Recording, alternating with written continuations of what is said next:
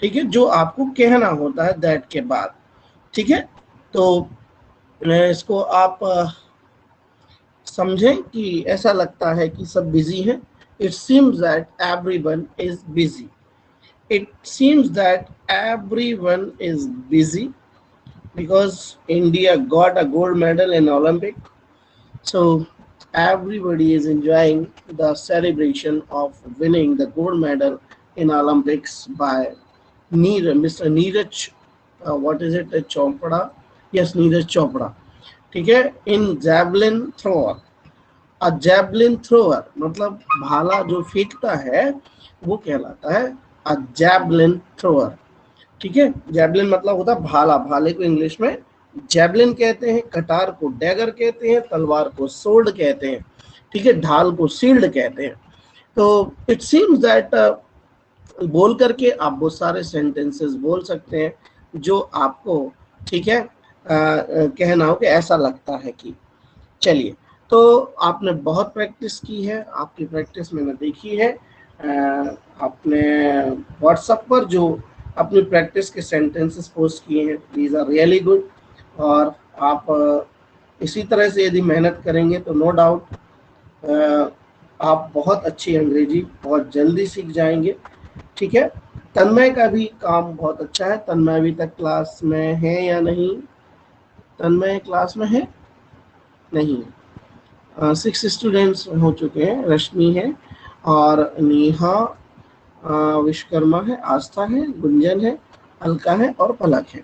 चलिए ठीक है, तन्मय का वर्क अभी आपने देखा होगा, व्हाट्सएप पे डला है और रजिस्टर भी देखे होंगे। ठीक है, if you show sincerity towards your work, आराम से सुने, ध्यान से समझे। If you show if you show the sincerity towards your work, it brings you a great success and a great pride in your life. That is the general rule. आप यदि मेहनत करते हैं और मेहनत करके कुछ करते हैं तो आपके जीवन में निश्चित रूप से, ठीक है, एक बड़ी सफलता या एक बड़ा प्राइड, मतलब आपको एक बहुत बड़ा सम्मान जरूर मिलेगा। तो सभी से ये मैं अपेक्षा करता हूँ कि सभी लोग भले ही व्हाट्सएप में आप ना डालें सेंटेंसेस, लेकिन आप अपने आधार पर कुछ ना कुछ बनाते रहें। चलिए ठीक है, तो अब हम शुरू करते हैं हमारी कल की फ्रेजेस के रिवीजन से, और बाकी आगे की 2 या 3 फ्रेज पढ़कर हम मेथड पर वापस चलेंगे। ठीक है, वैसे आज सैटरडे वोकेबलरी डे होता है और वोकेबलरी में हम, ठीक है, जो है आपके जो भी शब्द होते हैं उनको यहाँ पर हम स्क्रीन पर बताते हैं। तो कोई हिंदी के कई शब्दों को या कोई शब्दों को जानना चाहें तो अपन 5 मिनट जो है जल्दी से वोकेबलरी का सेशन पूरा कर लेते हैं। कुछ दिमाग में यदि आपके शब्द हों, ठीक, और अगर आपने सेंटेंसेस बनाए हों और सेंटेंस बनाते वक्त आपको तकलीफ हो रही हो कि ये सेंटेंस नहीं बन रहा है, इसको कैसे कहेंगे, ये क्या है, तो जल्दी से आप अपना माइक ओपन करें और इस चीज को जरा बताएं मुझे।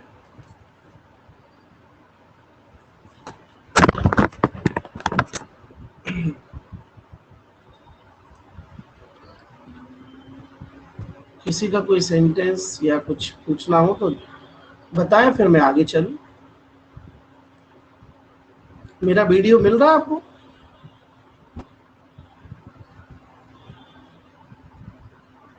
Yes sir. ओके,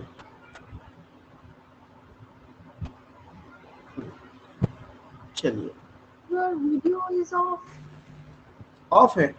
हाँ, वही मुझे भी नहीं दिख रहा, मैं चेक कर रहा हूँ। स्क्रीन दिख रही है सर। अच्छा अच्छा, वीडियो का पिन जो है सही हो रहा है। Camera is on now. Yes, it is on. इसकी क्वालिटी हाई कर लेते हैं। ठीक, ओके। हम यहाँ पर आपसे ये पूछ रहे हैं, आपको मेरी आवाज़ तो मिल रही होगी, कि किसी का कोई सेंटेंस है, किसी की कोई जिज्ञासा हो पिछले सिलेबस से लेकर के तो जल्दी से अपन उसको पूरा कर लेंगे और ठीक है आगे हम चलेंगे। तो ये है क्या सर शायद एक नहीं। शब्द है मिट्टी में हम्म मिला देना। हम्म मिट्टी में मिला देना शब्द है, सेंटेंस है। ओके तो आप इसका सेंटेंस क्या बनाएंगे? अगर मैं आपसे कहूँ एक सेंटेंस बनाइए इसको लेकर, तो आप क्या लिखेंगे?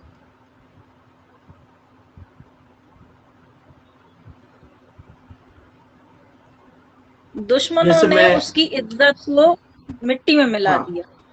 यस मतलब उसको क्या कर दिया, स्पॉइल कर दिया या डिस्ट्रॉय कर दिया, है ना। हमें उस हिंदी सेंटेंस के भाव को समझना होता है। We have to understand the sense of the sentence in Hindi language. मिट्टी में मिला देना is a kind of idiom in Hindi, है ना। हिंदी में मुहावरेदार भाषा में हम इसका प्रयोग करते हैं। तो इसका कतई अर्थ ये नहीं है, it does not mean that कि हम मिट्टी यानी क्ले की बात कर रहे हैं, मिलाना मतलब मिक्स की बात कर रहे हैं। यहाँ मिट्टी में मिलाना मुहावरेदार भाषा में किसी को ठीक है बर्बाद कर देना या किसी को बर्बाद खत्म कर देना। हाँ खत्म कर देना भी होता है, कहते हैं ना कि मैं तुम्हारा जो क्या कहते हैं सम्मान है सब मिट्टी में मिला दूंगा, मैं तुम्हें मिट्टी में मिला दूंगा। मिट्टी में मिला दूंगा मतलब मैं तुम्हें खत्म कर दूंगा, आई विल फिनिश यू। तो you have to sometimes understand the Hindi sense in language. मैं हमेशा से यही कहता हूँ कि वर्ड टू वर्ड ट्रांसलेशन पर मत जियो, उस भाव को समझो और भाव को ट्रांसलेट करते हैं, शब्दों को ट्रांसलेशन कभी नहीं किया जाता। अंग्रेज भी यही करता है, वो भाव समझता है और भाव समझकर अपनी भाषा बोलता है ना। जैसे अगर मैं कहूँ कि मुझे समोसा खाना है, तो मैं हिंदी में कई तरीके से बोल सकता हूँ इसको। जैसे मैं कहूँ कि मुझे समोसा दे दो, ये भी सही है। मुझे समोसा खाना है, ये भी सही है।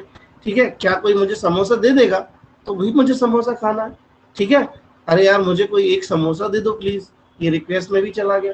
तो मुझे समोसा खाना है, मुझे समोसा दे दो, ये सब अलग अलग डिफरेंट वेरिएशंस हो गए कि नहीं। जैसे मुझे समोसा खाना है हैव टू से बोला जाएगा, और कृपया मुझे समोसा दे दो ये रिक्वेस्ट से बोला जाएगा। तो अंग्रेजी क्या करती है, भाव देखती है कि आपका काम क्या है। जैसे हमने शुड और वांट सीखा, तो शुड और वांट की मैंने तरकीब आपको सिखाई थी, लेकिन आप उस तरकीब को एक साइड रखिए, अब आप भाव देखिए। जब हम ये भाव पैदा करें कि हमें किसी से कुछ मांगना है, तो मांगना है ना डिमांड करेंगे, और डिमांड करेंगे तो वांट लगाएंगे। अब उसमें चाहिए को भी नहीं लाना दिमाग में। जैसे मान लीजिए आपको ये कहना है सर मुझे 1 मिनट चाहिए, ठीक है, आपसे बात करने के लिए। तो आप किसी से क्या कर रहे हैं, डिमांड कर रहे हैं ना। तो आप ये चाहिए भाई एक साइड रखो, है ना।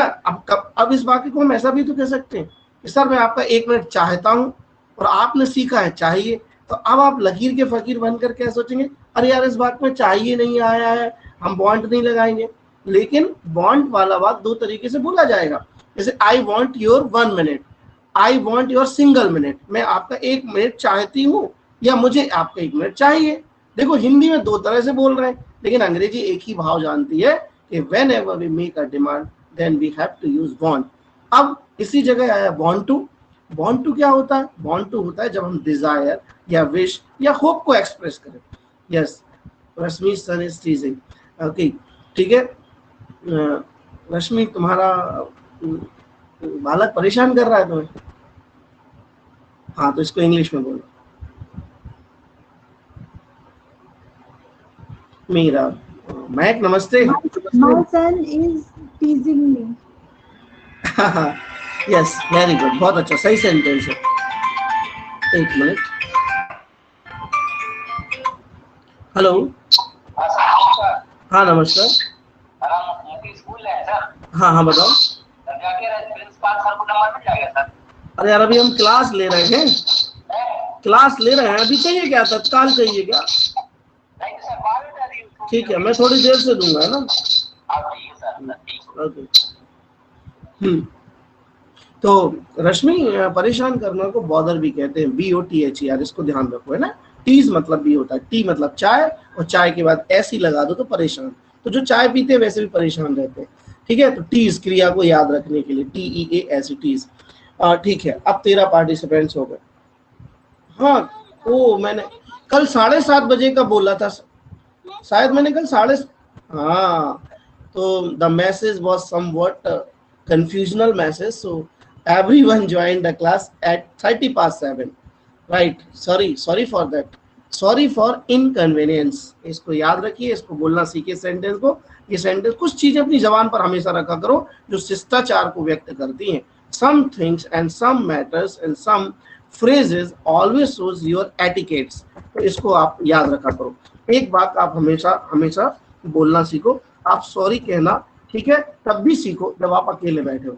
जैसे मान लीजिए आपको छींक आई और आप अकेले बैठे, तो आप सॉरी कहना सीखिए, अपनी आदत में डालिए, है ना। जैसे मान लीजिए किसी का कोई नुकसान भी नहीं हो रहा है और हम अकेले बैठे हैं और हमसे कोई गलती हो रही, तो अपने आप में अपन को क्या आदत डालना, सॉरी कहने की डालना है, ठीक है। जैसे मुझे कभी खांसी आ जाती है और मैं अकेला भी बैठा रहता हूँ तो मैं सॉरी कहता हूँ, ठीक है। तो एक दिन मेरी बच्ची अंदर आ गई कमरे में, बोली क्या हो गया पापा, मैंने कुछ नहीं, अब वो आदत में है मेरी सॉरी कहना। अपन क्या करेंगे कि सोचकर कोई चीज नहीं बोलेंगे, कुछ चीजों को आदत में लाना पड़ेगा, तो सॉरी को आदत में लाइए, ठीक। इसी तरह जो मैंने कहा अभी कि आपको अपने एटिकेट्स और शिष्टाचार में शामिल करना चाहिए कुछ बातों को कहना, ठीक। सॉरी मैं भूल गया, इसके पहले मैं क्या बता रहा था। हाँ, सॉरी के पहले, हाँ सॉरी, पार्डन प्लीज, इसके पहले हम कुछ कह करके बिल्कुल स्लिप्ड हो गया मेरा। नहीं, वोकैबुलरी तो ठीक है, अरे अभी एटिकेट्स के लिए बता रहे थे।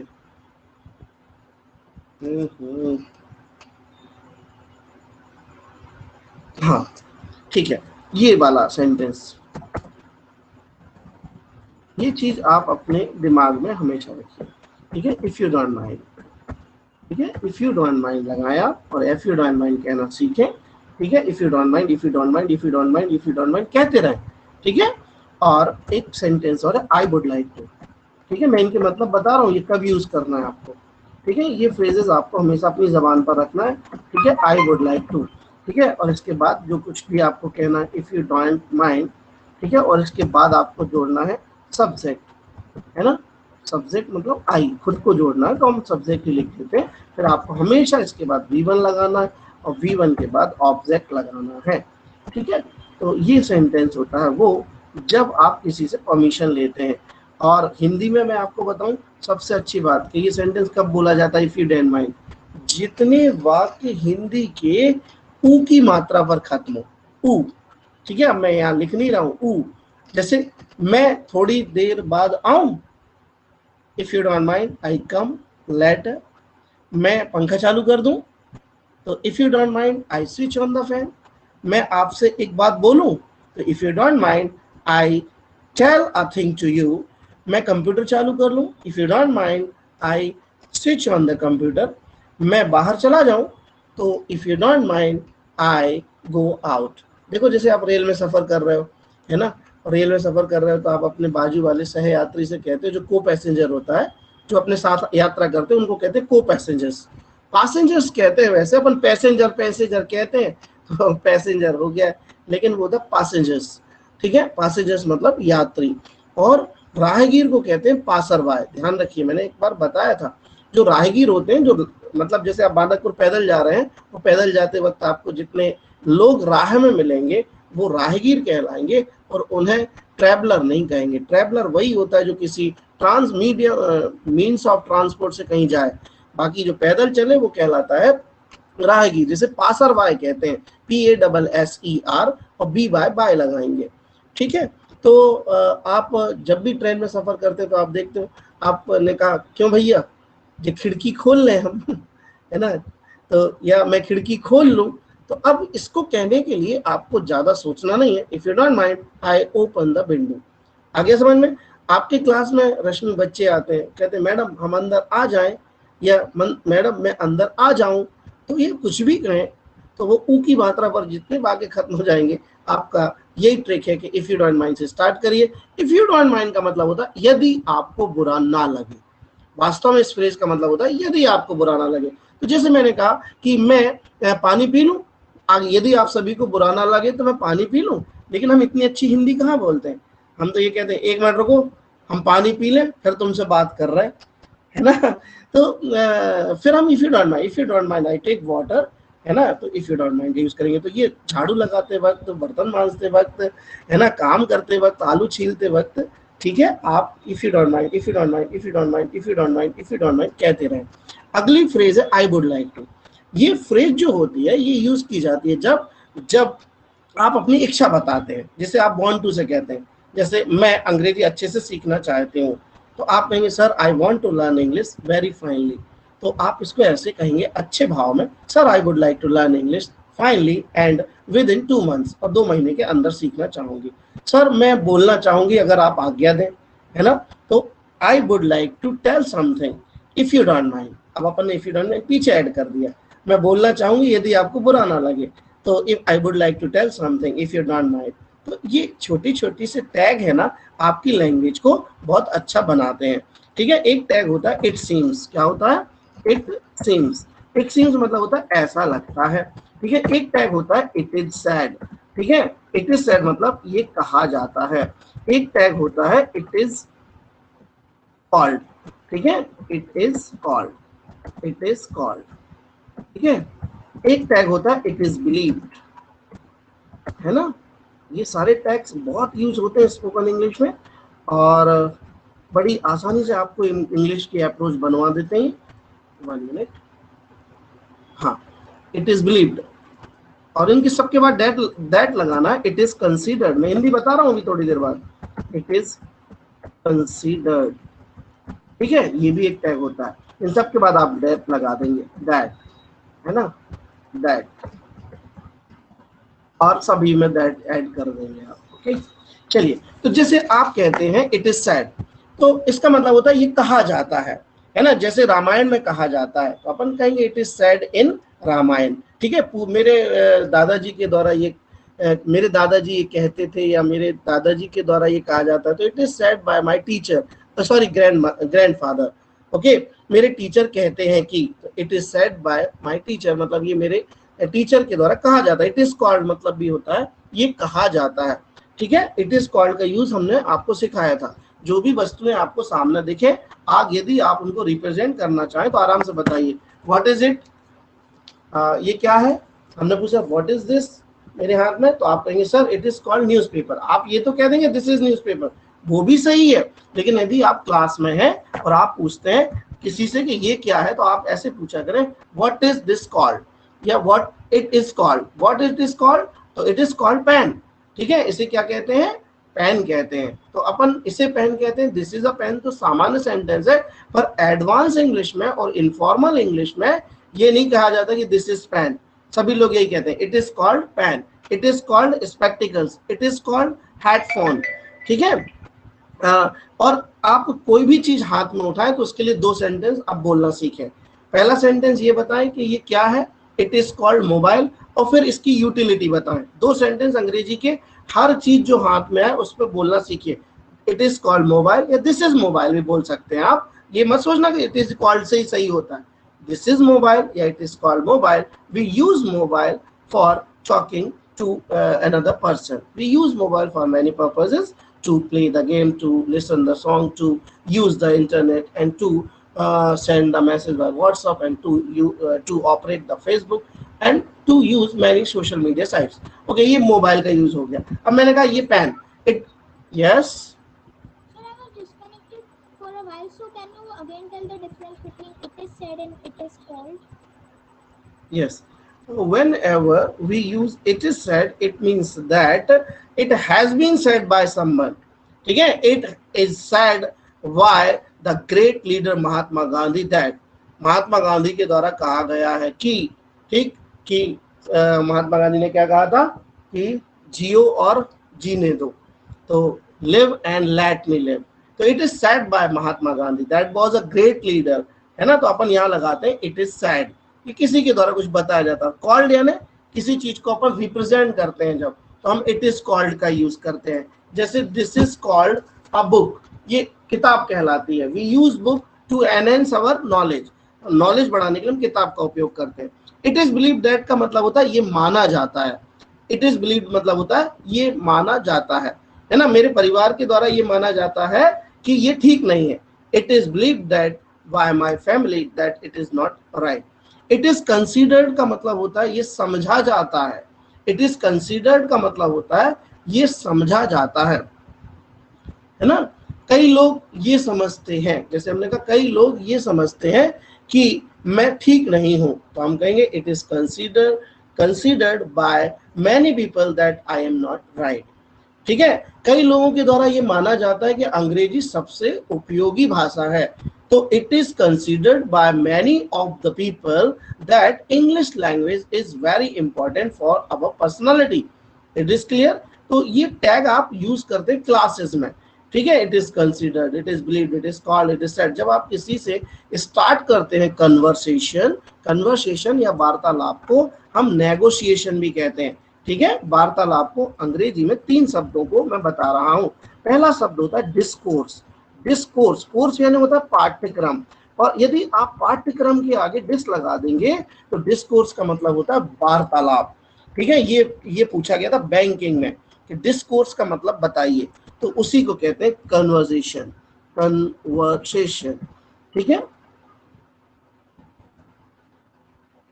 ये और इसी को, सॉरी यहाँ पर ओ रह गया है, हाँ, और इसी को हम कहते हैं नेगोशिएशन। ठीक है, वार्तालाप को चैट भी कहते हैं। वार्तालाप के लिए इतने शब्द हैं हमारे पास। हाँ, एक बात ध्यान रखिए, जो नेगोशिएशन शब्द है वो वार्तालाप की यूज होता है, और नेगोशिएट होती है इसकी वर्ब। नेगोशिएट वर्ब से बना है नेगोशिएशन। ठीक है, नेगोशिएट ये वर्ब है। नेगोशिएट मतलब होता है, कभी कभी इसका अर्थ ये होता है कि कोई मसला वार्तालाप करके सुलझाना। ठीक है, जैसे मान लो आपका झगड़ा हो गया प्रिंसिपल से, है ना, तो आपके पापा ने कहा जाओ हम प्रिंसिपल से बात कर लेंगे, तो मतलब प्रिंसिपल से नेगोशिएट कर लेंगे, मतलब हम उनसे समझ लेंगे और उस मसले को सुलझा लेंगे। तो नेगोशिएट ये होता है। जैसे मान लीजिए आप किराए पर अपना मकान देते हैं, है ना, तो वो कहते हैं कि भाई किराया कितना है, तो आपने कहा पहले इधर आओ भैया मकान देख लो, फिर अपन नेगोशिएट कर लेंगे। नेगोशिएट मतलब यदि आपको अच्छा लगेगा तो हम 5,000 मांग रहे हैं तो 4,000 में भी दे देंगे, ये कहलाता नेगोशिएट। नेगोशिएट मतलब होता है मिल करके किसी मामले को तय कर लेना, तो वो नेगोशिएट होता है। ओके, तो ये हमारा शब्द था। तो ये जो टैग हैं ये बहुत यूज होते हैं, ठीक, इनको आप ध्यान रखिए। चलिए आगे चलते हैं। ये सभी ने स्क्रीनशॉट ले लिए होंगे। फिर से एक बात बता दूं कि इफ यू डोंट माइंड और सब्जेक्ट प्लस V1 ऑब्जेक्ट ये फिक्स स्ट्रक्चर है। आप सब्जेक्ट V1 ऑब्जेक्ट को तातीते नहीं मानना। यहाँ पर जब इफ यू डोंट माइंड के साथ सब्जेक्ट V1 जुड़ जाता है तो ये टेंस वेंस नहीं है, प्रेजेंट वर्जन नहीं। तो आप सोचो कि सब्जेक्ट V1 ऑब्जेक्ट लिखा है वही तातीती वाले वाक्य बने, ऐसा कुछ नहीं है। ये फिक्स स्ट्रक्चर है। This is a fix kind of structure, and whenever you want to take permission to anybody or somebody, so you have to use this structures like that. If you don't mind, I move to the next slide. देखो मैंने बोला if you don't mind, I move to the next slide. यदि आपको बुरा ना लगे तो मैं अगली स्लाइड पर चलूं, या मैं अगली स्लाइड पर चलूं, या मैं अगली स्लाइड पर जाऊं। मतलब ऊपर खत्म होते हैं जितने वाक्य हिंदी में, मैंने ऐसा महसूस किया है कि उनसे हमेशा परमिशन लेने का भाव पैदा होता है। जैसे मैं पंखा बंद कर दूं, मतलब मैं किसी से अनुमति ले रहा हूं। मम्मी मैं एक रोटी और खा लूं, तो मम्मी मैं एक रोटी और खा लूं मतलब मम्मी मना कर रही है लेकिन मैं पूछ रही हूँ। तो यहाँ पर कहूँ मम्मी से अपन कहेंगे if you don't mind I take one more bread, है ना, मैं थोड़ा सा सोच लूं फिर आपको बताऊंगी। तो मैं थोड़ा सा सोच लूं फिर मैं आपको बताऊंगी, इफ यू डोंट माइंड, ठीक है, I think a little and after then I will inform you. तो इस प्रकार से इफ यू डोंट माइंड का यूज करते हैं। I would like to, I would like to, I would like to, I would like to कहते रहना है। और I would like to, I would like to, I would like to जब आप कहते रहोगे तो आपको जैसे ही अपनी इच्छा बताना हो आई वुड लाइक टू से बता दो। जैसे आप लोग मंच पर जाते हैं, है ना, माइक थमा देते हैं, ठीक, और कहते हैं चलो आपको इस टॉपिक पर बोलना है। तो अब आप समझ नहीं पाते कि क्या बोले, तो अब आप अपनी इच्छा व्यक्त करेंगे कि I would like to tell, I would like to deliver my thoughts upon the topic of, ठीक है, साइंस। मैं विज्ञान पर अपने विचार बोलना चाहूंगी। मैं इतना कहना चाहूंगी कि सर बहुत अच्छे थे। जब विदाई पार्टी होती है आपसे कहा जाता है please come on the stage and tell some few words by you, तो उधर समझ में नहीं आता क्या कहें, तो हम क्या कह सकते हैं कि I would like to tell the duty of the teacher and the service period of the teacher is has been very good in this school and I wish great future and good future for him. इतना कहकर वापस आ गए।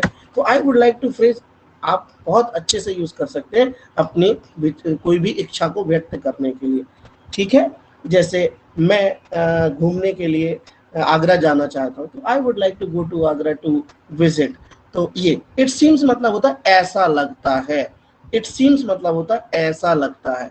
तो ऐसा लगता है कि आज बारिश होगी, तो it seems that it rains today.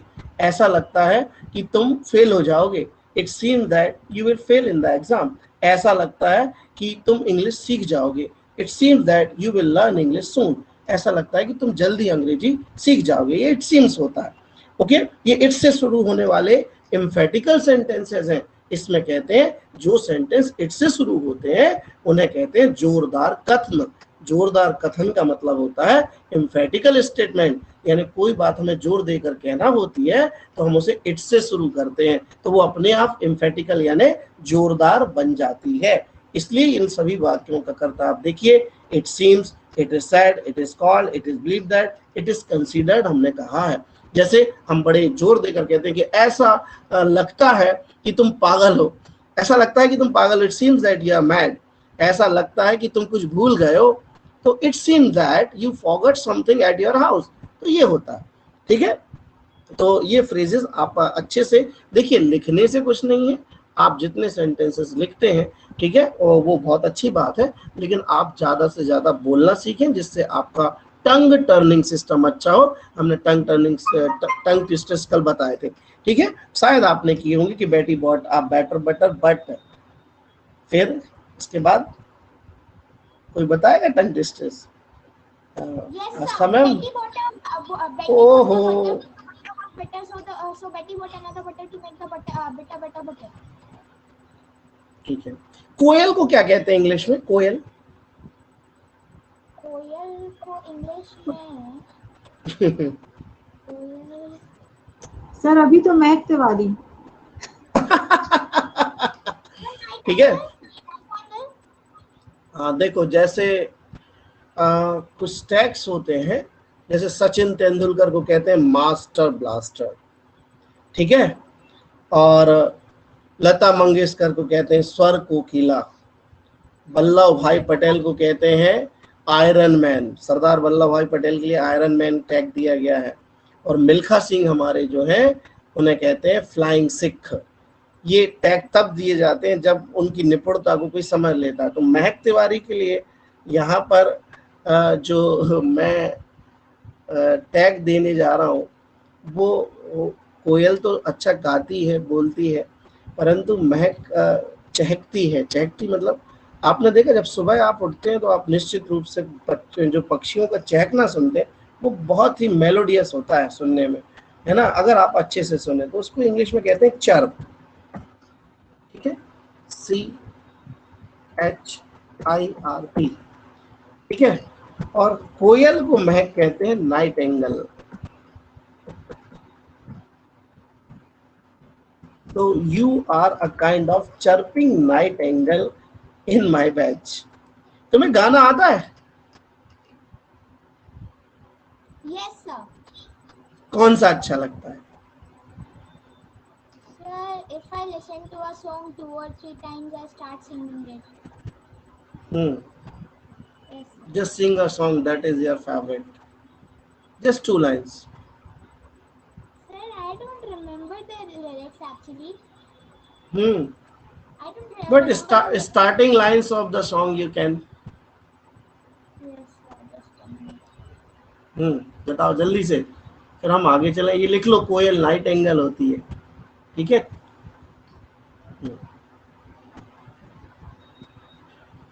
It is 53 past 7 महक भूल गई। Sir, can I Huh? sing a Spanish song? Spanish? No, you can't, because we are Indian here and we would like to listen. ठीक है, हम सुनना चाहेंगे the Indian song. Sir, बोलो। I like sing English and French song good. I don't like sing Hindi songs that much. चलो English song सुनाओ जल्दी से। Okay sir. हम्म First thing, जस्टिन बीबर का गा रही हो क्या? No that is Imagine Dragons and चलो, okay. First things first, I'ma say all the words inside my head. I'm fired up and tired of the way that things are being. The way that things are being. I was broken in a young age, taking my service to the passage. I turned my poems for the few that look at me, took me, from the heart. Very good. Nice, wonderful, superb, excellent. Okay, and it is also sublime.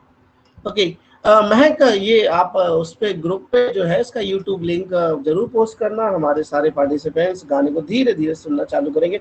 This is a one more thing, if you want to learn a good English, so you start listening songs in English language. I was not having that much good accent in my speaking, but when I started to sing these songs, I got a nice I can speak Yes. much better.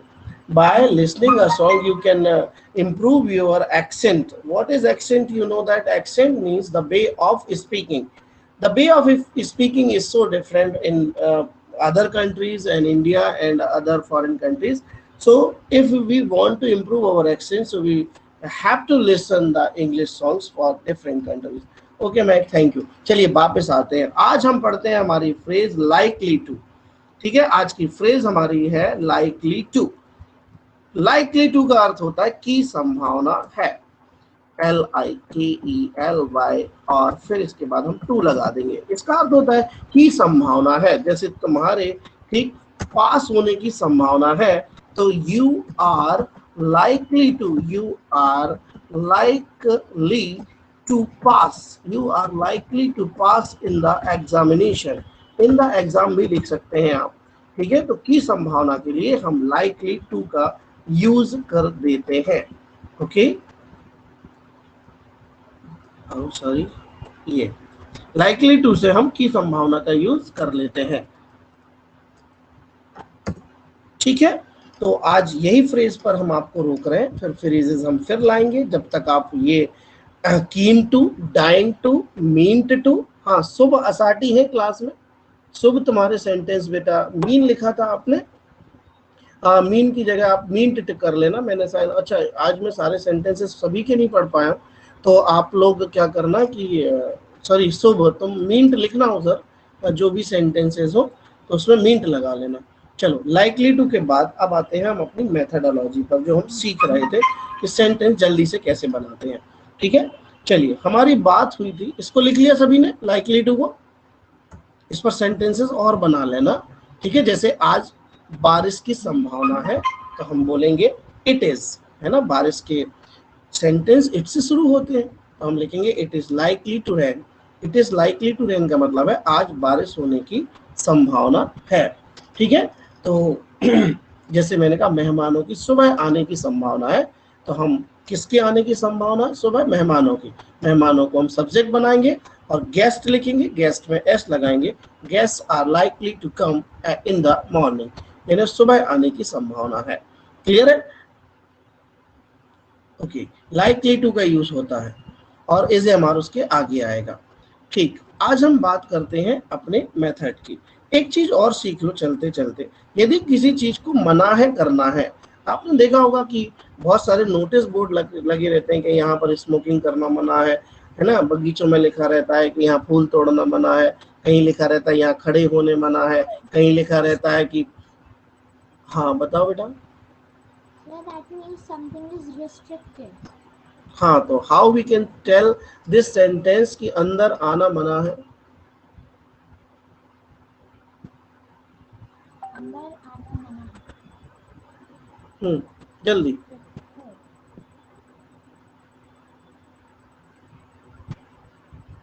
चलिए, तो यहाँ पर आप it is prohibited का use किया करें. बड़े बड़े ऑफिशियल कार्यालय जहाँ पर भी आप होते हैं, ये वर्ड होता है prohibited, HABITED. It is prohibited.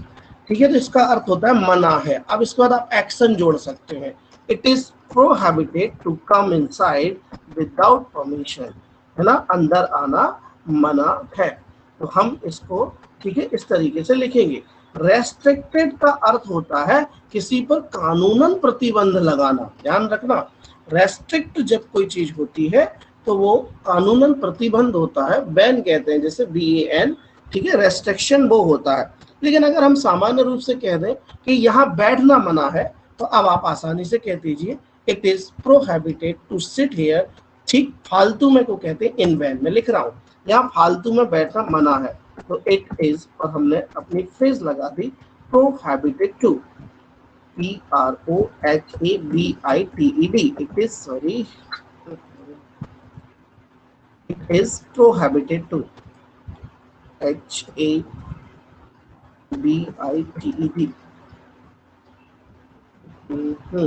it is prohibited to sit here in van। in van का मतलब लिख लीजिए फालतू में, फालतू को इंग्लिश में कहते हैं in van, ध्यान रखिए स्पेलिंग पर। वैन, VAN जो वैन होता है वो होता है गाड़ी, मारुति वैन जो होती है, ठीक है। वैन के आप पर्यायवाची थोड़े, सॉरी, होमोफोन जान लीजिए, ठीक है। BAN वैन मतलब होता है प्रतिबंध, VAN वैन मतलब होता है मारुति वैन, और VAIN वैन ये होती है नस जिसमें इंजेक्शन लगता है ना। कहते हैं कि ये इंजेक्शन जो है वो वैन में लगेगा। आप अगर इंजेक्शन खरीदेंगे, when ever you will purchase the injection from the medical store, at the packing you will find a instruction that this injection is to be given, मतलब ये इंजेक्शन दिया जाए इन वैन, तो IV लिखा रहता है। IV का मतलब होता है कि ये इंजेक्शन वैन में लगेगा, और अगर IM लिखा है तो वो होता है इंटरमस्कुलर, मतलब इंटरवैन, यानी ये इंजेक्शन वैन में लगेगा। कभी भी आप किसी को, रिश्तेदारों को कभी भी इंजेक्शन लगे तो इंजेक्शन पे जरूर देखा करो, एक साइन बना रहता है IV। IV मतलब ये इंजेक्शन जो है इंटरवैन है, मतलब ये नस में ही लगेगा। और IM लिखा है जिस इंजेक्शन पर, तो वो आपके मस्कुलर, मतलब यहीं लगेगा, हाथ में लगेगा। कभी कभी गलत इंजेक्शन लगाने से मौत हो जाती है, तो ये आप एक अवेयरनेस के रूप में याद रखें, ठीक है। ये वैन कौन सा है? VAIN vain. तो आप देखिए इन वैन जो है एक फ्रेज है, यहाँ पर जो वैन है ये नस नहीं है, ये इन वैन एक कंपाउंड वर्ड है जिसका अर्थ होता है फालतू में या बेकार में। कहते हैं ना, यहाँ फालतू में मत आओ, don't come here in vain, यहाँ फालतू में मत खड़े रहो, ठीक है। तो यहाँ फालतू में मत खड़े रहो, don't stand here in vain, ठीक है। यार तुमने उसे फालतू में बुला लिया, you called him in vain. In vain मतलब होता है फालतू में या बेकार में, ठीक है। चलिए, तो इट इज प्रोहिबिटेड टू को भी शामिल कर लीजिए अपनी फ्रेज में, जिसका अर्थ होता है मना है। जैसे फूल तोड़ना मना है तो आप लिख देंगे it is prohibited to pluck the flowers, मतलब फूलों को तोड़ना मना है।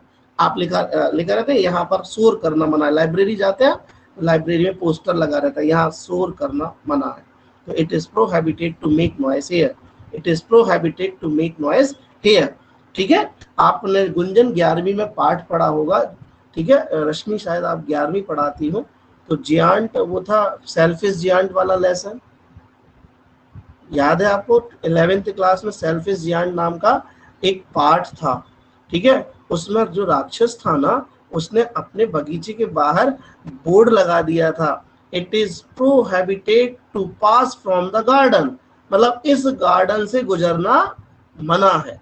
तो उस पाठ में ये चीज दी है, prohibited to। यदि if you have an idea about it because you have passed 11th class before 2 years, so you slipped, all has slipped from our mind, ठीक है। तो महक, you got it? Yes sir। Okay, कुछ लोग ये सोच रहे होंगे कि सर जो है 2 या 3 लोगों के नाम पुकार कर ही पढ़ाते हैं और उन्हें ही वह बोलते रहते हैं। तो देखिए, मेरा सभी से उतना ही मतलब इंटीमेसी है। इंटीमेसी मतलब आत्मीयता, इस शब्द को लिख लीजिए, इंटीमेसी। इंटीमेसी मतलब कहलाती है आत्मीयता। मुझे इस पे पढ़ाना बहुत ही अच्छा नहीं लगता, ठीक है। I don't like to teach on technical board and digital board.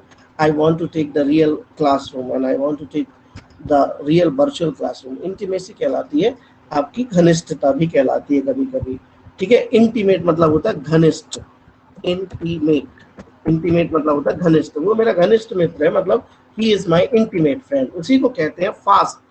Fast मतलब तेज भी होता है, फास्ट का मतलब पक्का भी होता है, ध्यान रखना। फास्ट फ्रेंड कहते हैं ना, तो वही कहलाता है घनिष्ठ मित्र, ठीक है, मित्र शब्द के लिए कुछ शब्द जान लो अंग्रेजी में, पर्यायवाची। ठीक है, यहाँ मैं इस बॉक्स में पल, पल मतलब दोस्त, दोस्त को पल भी कहते हैं। पल मतलब क्षण भी होता है, वो समय वाला, उसको मूवमेंट कहते हैं इंग्लिश में, लेकिन आप अंग्रेजी डिक्शनरी देखेंगे तो पल मतलब दोस्त मिलेगा। दूसरा चम, चम मतलब होता है बहुत ही घनिष्ठ मित्र, कहते हैं ना यू आर माई चम। तो महक ये वो चमचम नहीं है जो गुजराती या राजस्थानी या बीकानेर पर मिलता है ना। चमचम एक डिश आता है, इट इज मेड ऑफ छेना, छेना कहलाता है, इट इज कॉल्ड, देखो छेना कहलाता है। मुझे इट इज कॉल्ड फ्रेज अभी मैंने पढ़ी थी, इट इज कॉल्ड छेना। चमचम एक डिश आती है, that is a kind of dish, ठीक है, इन डेजर्ट। हाँ, तो चम मतलब होता है घनिष्ठ मित्र। एमएटी मेट मतलब भी होता है दोस्त। BUDDY बड़ी मतलब भी होता है दोस्त, ठीक है। और फ्रेंड तो आप जानते ही हैं कि ये दोस्त होता है। तो पल, चम, मेट, बडी और फ्रेंड, ये सारे शब्द दोस्त के लिए प्रयोग होते हैं। और अगर पक्का दोस्त है तो इन सब के आगे आप फास्ट लगा दीजिए। फास्ट या फेयर शब्द का भी यूज होता है, फेयर फ्रेंड। फेयर फ्रेंड मतलब होता है, ठीक है, पक्का दोस्त। फास्ट फ्रेंड मतलब भी होता है। अब मैंने एक पूछा क्लास में, फास्ट फ्रेंड मतलब क्या होता है, तो कह रहे थे सर जिसे बुलाओ और जो जल्दी से आ जाए वो फास्ट फ्रेंड। उसका भी कहना लॉजिकल कितना अच्छा था कि जो जल्दी से बुलाया जल्दी आ जाए तो वो फास्ट फ्रेंड, मतलब वो उसको गति से जोड़ रहा था।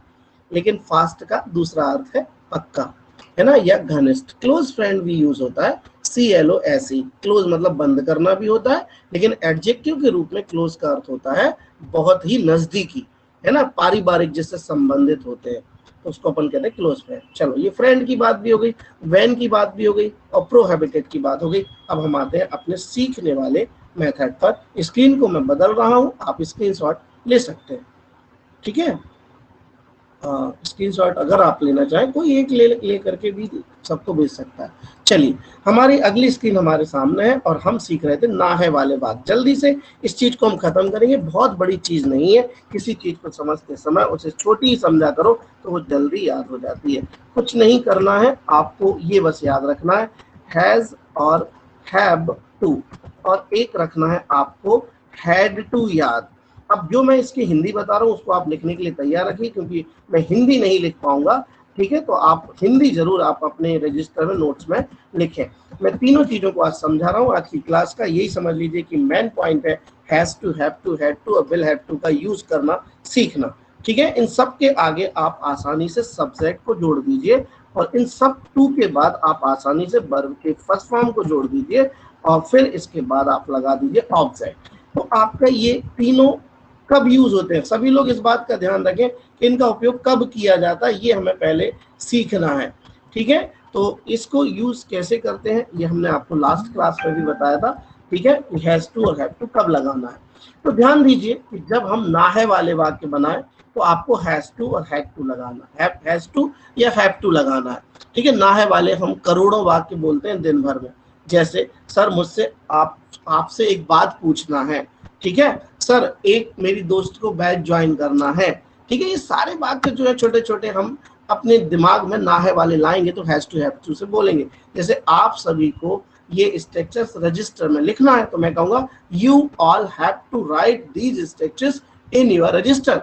जैसे मैं कहूं कि अब रश्मि को बोलना है तो मैं जल्दी से कहूंगा Rashmi now you have to speak, है ना। सभी को क्लास में समय पर आना है, all have to come in the class, ठीक, एट द टाइम। तो ये हो गया ना है। अब हैज टू और हैव टू को एक काम और दे दिया अंग्रेजी वालों ने, उनने कहा यार देखो यार एक प्रकार का सेंटेंस है पढ़ता वाला, वो भी तुम ही बना दिया करो। ये लोग क्या है, नौकर चाकर हैं अंग्रेजी के, हैज टू हैव टू वगैरह, इनको काम मिलता रहता है, करते रहते मजदूरों जैसा। तो एक काम तो इनने किसकी ठेकेदारी ले ली, ना है वाली, कि ना है वाली बिल्डिंग हम ही बना लेंगे। उन्होंने कहा एक बिल्डिंग और तुम बनाओगे, उन्होंने कहा कौन सी, उन्होंने कहा पढ़ता है वाली, तो उन्होंने कहा ठीक है ये भी बना देंगे। तो जब भी कोई भी बात आपके दिमाग में पढ़ता पढ़ती वाले आते हैं, आप बेहिचक होकर बिना टेंस का दिमाग में लाए उन्हें हैज टू हैव टू को सौंप दो, वो बनाकर आपको वापस दे देंगे। जैसे, ठीक है, तुम्हारे कारण मुझे बातें सुनना पड़ती हैं, मैं वही सेंटेंस ले रहा हूं जो आपकी दैनिक जीवन के, है ना। कहते हैं ना तुम्हारे कारण हमें बहुत बातें सुनना पड़ती हैं, ठीक है। चलिए इसका ट्रांसलेशन करते हैं, हम आपको बॉक्स में दिखाते हैं। तुम्हारे कारण मुझे बातें सुनना पड़ती हैं। अब बातें सुनना पड़ती हैं, आपके मन में सुनना के लिए आ रहा होगा लिसन, और बातों के लिए आ रहा होगा टॉक। यही हमारी आदत है, क्योंकि हम क्या करते हैं, पूरा फोकस करते हैं शब्दों पर। तो तुम्हारे कारण मुझे बातें सुनना पड़ती हैं, तो आई हैव टू तो आ गया, ये आ गया आई हैव टू। अब देखिए बातें सुनना, तुम्हारे कारण मुझे मम्मी की बातें सुनना पड़ती हैं, यानी मुझे मम्मी का गुस्सा फेस करना पड़ता है। तुम्हारे कारण मुझे प्रिंसिपल की बातें सुनना पड़ती है, तुम्हारे कारण मुझे प्रिंसिपल की बातें सुनना पड़ती है, मतलब प्रिंसिपल का गुस्सा फेस करना पड़ता है। तो आई हैव टू फेस, ठीक है, द रेज। गुस्से को आप एंगर तो जानते हो, नया शब्द है रेज। रेज यानी गुस्सा, एज के आगे आर लगा दो, जैसे जैसे एज बढ़ती है वैसे वैसे रेज बढ़ता जाता है ना। क्रोध कहते हैं, गुस्सा कहते हैं, रेज एंगर का पर्यायवाची है। I have to face the rage of my mother, sorry,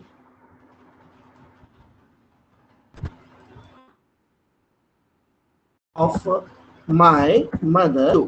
ये नया शब्द आ गया, ड्यू टू यू।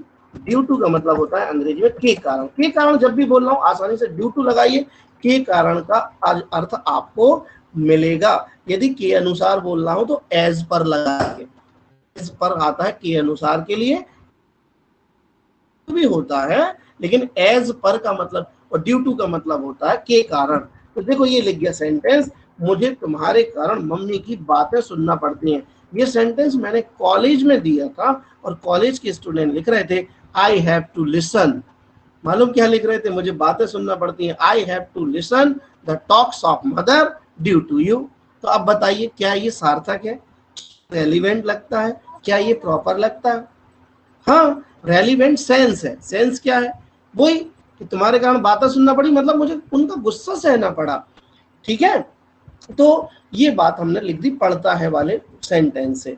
अब अगर मैं बनाऊं कि मुझे रोज 2 घंटे पढ़ना पड़ता है, तो I have to study, I have to study 2 hours daily. मुझे सेंटेंस बनाने पड़ते हैं, I have to make the sentences. मुझे सर की कहने को मानना पड़ता है, आई हैव टू ओबे। अब कहना मानना क्या हो गया, ओबे। आई have to obey my teacher, I have to obey my teacher. मुझे क्लास में बहुत शांत बैठना पड़ता है, आई हैव टू ठीक attend the class in a silent mode. देखो मुझे क्लास में शांत बैठना पड़ता है, तो अब कुछ लोग इसका ट्रांसलेशन बनाएंगे, I have to sit in the class silently. तो क्लास में बैठा ही नहीं जाता, क्लास को अटेंड किया जाता है। तो I have to attend the class in a very silent mode, है ना, मुझे बड़े चुपचाप अटेंड करना पड़ती है। आ रही है बात समझ में आपको? चलिए अब आते हैं अपन हैड टू की बात कर लेते हैं। तो हैड टू क्या है, स्टेशन नंबर 2, प्लेटफॉर्म नंबर 2। तो यहाँ पर कौन सी गाड़ी आती है मालूम आपको, था थी थे वाली गाड़ी। जितनी था थी थे की गाड़ी है वो प्लेटफॉर्म नंबर 2 पर आएंगी, है ना, और वो उनको कुली कौन है, हैड टू। तो अगर मैंने कहा कि तुम्हें जल्दी आना था, मेरा जन्मदिन है, तुम्हें आज जल्दी आना था मेरे घर, तो my birthday is today, you had to come. You had to को अच्छे से लिख लेना, मैं एक दूसरा अर्थ जब बताऊं हैड टू का तो अच्छे से लिख लेना। हैड टू का पहला अर्थ होता है ना था, जैसे हैज टू और हैव टू ना है कहते हैं, वैसे हैड टू होता है ना था। जैसे आपको एक फॉर्म भरना था परंतु आपने नहीं भरा, you had to fill a form but you didn't fill a form still, तुमने अभी तक ये फॉर्म नहीं भरा। तो ये हो गया ना था। लेकिन पढ़ा पढ़ी और पढ़े, ये लिखो, पढ़ा पढ़ी और पढ़े, इनके लिए भी हैड टू आता है। यदि आप हिंदी के पढ़ा यूज करेंगे, पढ़ा पढ़ी और पढ़े गाना, जैसे होटल का बिल मुझे चुकाना पड़ा, मेरा दोस्त तो भाग गया, होटल का बिल मुझे चुकाना पड़ा, I had to pay the hotel bill because my friend went away from there, क्योंकि मेरा फ्रेंड वहां से भाग गया। ठीक है, मुझे, ठीक है, बहुत मेहनत करना पड़ी इंग्लिश सीखने के लिए, तो इसे कैसे बोलेंगे, जल्दी से बोलेंगे गुंजन, मुझे इंग्लिश सीखने के लिए बहुत मेहनत करना पड़ी।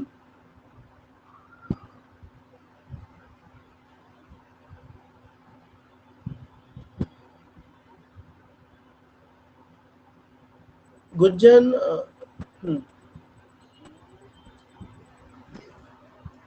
Okay, Gunjan has some technical problem, Gunjan को कुछ तकनीकी समस्या है। देखो एक्शन लेस बात, गुंजन को कुछ तकनीकी समस्या है, तो Gunjan has some technical problem. कौन करेगा इसका ट्रांसलेशन, आस्था मैडम को छोड़कर? एक मिनट, अपन यहाँ पर अलका, अलका है क्या? मंजू, आज मंजू क्लास में है कि नहीं है? तो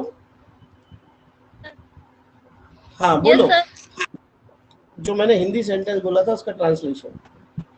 आई had to learn English, work hard. अब देखो, मुझे इंग्लिश सीखने के लिए बहुत मेहनत करना पड़ी। I had to do hard work. सही जमाएंगे अपन। भी आएगा। हाँ, एक मिनट सुनना, मुझे पहले सुनना। मुझे इंग्लिश सीखने के लिए मेहनत करना पड़ी। मेहनत करना को कहते हैं डू हार्ड वर्क। तो पहला सेंटेंस क्या है? पहला सेंटेंस ये कि मुझे मेहनत करना पड़ी। अब उसमें सीखने के लिए अपन को क्या करना है? ऐड करना है। वो अपन बाद में करेंगे, लेकिन पहले अपन इतना सेंटेंस बनाएंगे कि मुझे मेहनत करना पड़ी, I had to do hard work. अब जोड़ो टू लर्न इंग्लिश, है ना? समझ में आ रहा है? Yes sir. हाँ, जैसे कर्ज चुकाने के लिए मुझे लोन लेना पड़ा। कर्ज चुकाने के लिए मुझे लोन लेना पड़ा। तो मुख्य वाक्य क्या है? मुझे लोन लेना पड़ा। I have to take the loan. ठीक है, मुझे लोन लेना पड़ा टू पे द डेट। कर्ज को कहते हैं डेट, DEBT, कर्ज। लोन होता है वो जो बैंक से मिलता है, और जो साहूकारों से हम लेते हैं उसे अंग्रेजी में कहते हैं DEBT। DEBT, और इसका उच्चारण होता है डेट। डेट मतलब कर्ज, ठीक है। और लोन होता है जब हम बैंक से लेते हैं, तो वो कहलाता है लोन, ठीक है। Whenever we take the money from the bank, it is called loan. And whenever we take the money from the landlord in time of need, that is called the debt. साहूकार मतलब? हाँ, landlord कहलाता है वो। Sir साहूकार मतलब? Landlord, लो मैं लिख रहा हूं। जिनके पास बहुत पैसा होता है ना, साहूकारी करते हैं जो लोग, उन्हें अपन कहते हैं इंग्लिश में लैंडलॉर्ड, ठीक है। मिला, ये वर्ड मिल गया होगा सबको। सर साहूकारों में करना क्या पड़ता है? साहू मतलब you want to become landlord, है ना? तो बेटा, whenever you have a lot of wealth and lot of money, then you will be called as landlord, है ना? लैंडलॉर्ड बनते नहीं है, लैंडलॉर्ड होते हैं। होते हैं मतलब जैसे दादा के, पुरखों के, और उनके पैसे रखे हैं, खूब सोना रखा है, और फिर वो आपके पिताजी को मिल गया, तो आपके पिताजी बहुत धनवान कहलाएंगे। तो लैंडलॉर्ड बनते नहीं है, लैंडलॉर्ड होते हैं, ठीक है। तो आप तो लैंडलॉर्ड मत बनिए, आप तो बहुत अच्छे इंसान बनिए, क्योंकि साहूकारी में जो अपन इंटरेस्ट लेते हैं, ब्याज लेते हैं, ये सब सही नहीं होता पैसा, है ना? मेहनत से पैसा कमाना है अपन को, बैठे बैठे नहीं खाना। We have to do hard work and we have to earn our livings, ठीक है।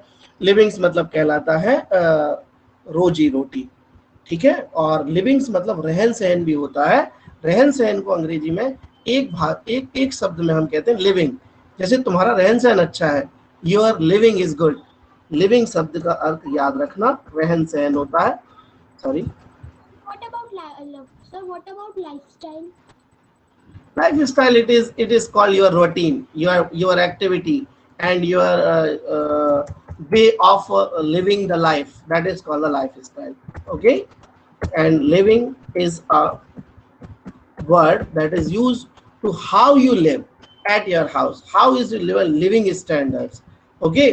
What type of clothes you wear, what type of things you bring your house to decorate, and how kind of your house is, है ना? कहते ना उनका living standard अच्छा नहीं है, it means that they have a cheap kind of items and cheap kinds of environment, so that is called a living, ठीक है। चाल चलन को कहते हैं कंडक्ट, ध्यान रखिए, चाल चलन को कहते हैं कंडक्ट, ठीक है। लड़ाई झगड़े को कहते हैं कॉन्फ्लिक्ट, ठीक है। वाद विवाद को कहते हैं डिबेट, ये कंपाउंड वर्ड है, डिबेट यानी वाद विवाद। पक्ष विपक्षों को कहते हैं प्रोज एंड कॉन्स। चाल चलन का क्या बताया था? Conduct.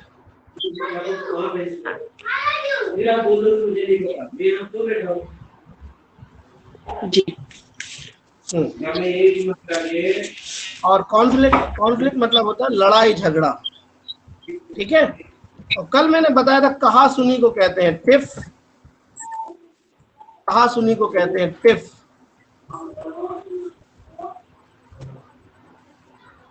Yes, sir. And you also told हाँ। about the हाँ, ट्रिफल दैट इज चीप, है ना, चीप मतलब वही तुच्छ घटिया को कहते हैं अपन ट्रिफल। किसी का माइक ओपन है? महक? नहीं सर, मेरा है, मैं बंद कर। ओके। अच्छा रंजना जी, आप बताइए कि आज आपने आज अंग्रेजी के नाम पर क्या सीखा, मतलब आपने जो भी पढ़ा है एक आध चीज बताइए कि ये चीज मैंने सीखी है। सर ये हैव टू, ये आज समझ में आया आपको? Has to? जी, हैव टू वाला सर मुझे चलो, रोज तो एक साधारण सा सेंटेंस, हाँ मैं आपको एक हिंदी सेंटेंस दे रहा हूँ, आप अंग्रेजी में बोलकर बताएंगे, मुझे बहुत खुशी होगी, ठीक है? जैसे अगर मैं कहता हूँ, हाँ कोशिश करिए, कोशिश करने वालों की हार नहीं होती है, ठीक है? आज अपने नीरज चोपड़ा ने भी देखिए कोशिश करते करते गोल्ड मेडल ले लिया, है ना? तो कोई दिक्कत नहीं, कोशिश करिए। उसने बहुत अच्छी कविता लिखी है ट्विटर पर, 4 लाइन लिखी है और वो लाइनें बहुत महत्वपूर्ण है। आप अगर ट्विटर पर हैं तो आप उसको पढ़िएगा। वो स्वयं उसने अपने फेसबुक आईडी पर लिखी है, नीरज चोपड़ा ने, हिंदी में लिखी है और बहुत अच्छी लाइन है, और आप उन्हें पढ़ेंगी तो बहुत आपको साहस मिलेगा। चलिए, आपका सेंटेंस है जी सर। महक अपना माइक बेटा म्यूट करो। यस। चलिए रंजना जी, आपका सेंटेंस है कि मुझे जाना है। जी। Have go to. हाँ, नहीं, सही करिए, to go. I have to go. बस इतना सेंटेंस बन गया। अब आपको कहना है मुझे बाजार जाना है। आई गो, नहीं, I have to go. Oh sorry sir, मैं भूल गई। हाँ, आई हैव टू। जी जी सर। ऐसा इसलिए होता है क्योंकि आपने क्या है, बहुत लंबे समय से पढ़ाई छोड़ दी होगी, है ना? जी सर। जी सर। चलिए, कोई बात नहीं है, नथिंग टू वरी, कोई बात नहीं है, आप सीख जाएंगे। लेकिन आप इसकी प्रैक्टिस किया करें, आप ऐसे ही बोलते रहा करें। कल संडे है, कल मैं पूरा होमवर्क कर लूंगी। यस, और मुझे टाइम मिलेगा। चलिए, ऑफिस टाइम बहुत लंबा है। जी चलिए, ठीक है, कोई दिक्कत नहीं है, ठीक है, आराम से बनाएंगे। चलिए, तो यहाँ पर आपने यहाँ पर कंपाउंड वर्ड सीखे। अब आखिरी बात हम करने जा रहे हैं विल हैव टू की। तो विल हैव टू लाता है पढ़ेगा, पढ़ेगी और पढ़ेंगे को। माइक को अनम्यूट कर लीजिए। ओके, तो विल हैव टू को और हम बात करेंगे और फिर आज हम इसको स्वाहा करेंगे और हमारी अगली मेथड शुरू होगी, ठीक, मंडे को। तो विल हैव टू मतलब होता है पढ़ेगा और पढ़ेगी, और हम पढ़ेगा पढ़ेगी का यूज निश्चित रूप से बहुत बार करते हैं कि तुम्हें ठीक बहुत मेहनत करना पड़ेगी इंग्लिश सीखने के लिए। रंजना जी, आपके लिए सेंटेंस है, आपको इंग्लिश सीखने के लिए मेहनत करना पड़ेगी। तो आसानी से बोलेंगे I will have to, you will have to do hard work to learn English. ठीक है, तुम्हें 2 घंटे रुकना पड़ेगा। You will have to stay here 2 hours. Tanmay, कुछ कहना चाहते हो? तन्मय? No sir. ओके, समझ में आ रहा है बेटा आपको? Yes sir. ओके, ठीक है। तो जितने स्ट्रक्चर होते जा रहे हैं उससे एक कहानी आपको मंडे को मिलेगी। आपको एक कहानी मिलेगी, उसमें सारे स्ट्रक्चर आएंगे जो मैंने अभी तक सिखा दिए, और वो कहानी भी बन जाएगी और आपका रिवीजन भी हो जाएगा। ठीक है आस्था मैडम, आप एक कहानी जरूर लिख लीजिएगा, ठीक है, आप मंडे के लिए। ठीक है। Yes sir. तो सभी लोग ये समझ गए होंगे कि विल हैव टू मतलब होता पढ़ेगा पढ़ेगी। जैसे क्या कहते हैं, अगर मैंने कहा कि नरेंद्र मोदी को, ठीक है, बाढ़ से निपटने के लिए योजना बनानी पड़ेगी, तो Narendra Modi will have to make a plan. अब बाढ़ से निपटने के लिए, to handle the situation with the flood, to handle the situation, देखो निपटने के लिए, टू हैंडल द सिचुएशन कहलाता है किसी काम से निपटने के लिए। To handle the situation with the flood, ठीक, which is going on in India, जो भारत में अभी चल रही है, बाढ़ का बहुत समस्या चल रही है। ठीक है, तो पढ़ेगा पढ़ेगी को आप विल हैव टू से सुलझाइए, पढ़ा पढ़ी को आप हैव टू से सुलझाइए, और पढ़ता पढ़ती को हैज टू और हैव टू से सुलझाइए, नो प्रॉब्लम। और इन्हीं का दूसरा रूप क्या है? हैज टू हैव टू का दूसरा रूप है ना है, हैड टू का दूसरा रूप है ना था, और विल हैव टू का दूसरा रूप है ना होगा। जैसे ठीक है, तुम्हें ठीक आना होगा, तुम्हें आना होगा, you will have to come, you will have to come मतलब तुम्हें आना ही होगा। क्लियर हो गया, तुम्हें आना पड़ा, यू हैड टू कम। देखिए मैं एक आपको अच्छी वो बताता हूँ, क्या कहते हैं, स्कीम।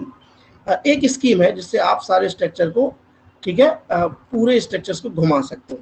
जैसे हम चलते हैं शुरू से, तो मैंने जैसे कर्ता ले लिया, क्या सब्जेक्ट के रूप में मैंने ले लिया किसको, तन्मय को, ठीक है, तन्मय मैंने सब्जेक्ट ले लिया। अब तन्मय के बाद मैंने लिख दिया प्लेड, है ना, तन्मय सॉरी प्लेड क्रिकेट। ये देखिए तन्मय प्लेड क्रिकेट का मतलब क्या हो गया, अब आपको हिंदी लगाना है, तन्मय ने क्रिकेट खेला, है ना।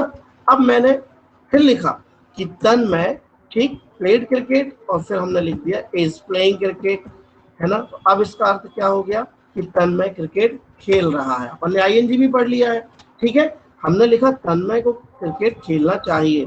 अब देखो मैंने शुड वाला वाक्य बना दिया, ठीक है, ये तन्मय शुड प्ले, और फिर हमने लगा दिया क्रिकेट।